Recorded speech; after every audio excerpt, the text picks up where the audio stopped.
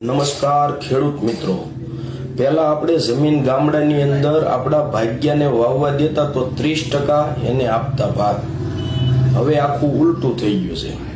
હવે આપણે જમીન વાવવા દેવી હોય તો 30% ખેડૂતના જમીન આપણી અને 30% તો ગામડાની જમીન છે એને તો ફાર્મે લોકો માગે છે. અને ગામડામાં કોઈને રહેવું નથી, કોઈને ખેતી કરવી નથી. એમાં હું તમે બધા આવી જાવી. એવું નથી કે હું વિડીયો બનાવું એટલે હું નથી આવતો. હું સુરતની અંદર રહું છું.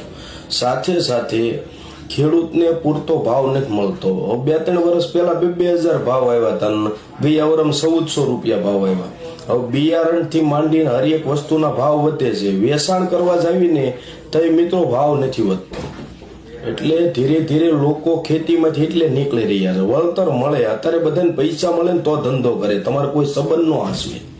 એટલે હરેક ધંધામાં નફો થાય ને તો માણસ મહેનત કરે. એટલે મજૂર વર્ગને ખબર છે કે હવે અમારી સિવાય કોઈ કામ કરવાનું નથી, ખેડૂતના દીકરા કોઈ ખેતી કરવાના નથી. અને જે હવે ખેડૂત વધ્યા છે એ કામ કરીએ કે એવા માણસો નથી, બધા ઉંમરલાયક થઈ ગયા છે. એટલે ધીમે ધીમે ખેતીમાં પડતી એટલે આવી રહી છે. વળતર મળે માણસો એ બાજુ વળવા મળે ને, આવક હોવી જોઈએ. આવકથી માણસ જોડાય. એટલા માટે ભાવ તૂટતા જાય છે અને બિયારણના ભાવ વધતા જાય છે. તેમ કપાસ કરો 1,400 રૂપિયા આવે. હવે 300 રૂપિયા તો મિત્રો ખાલી વીણવાના 350 રૂપિયા મણના થાય.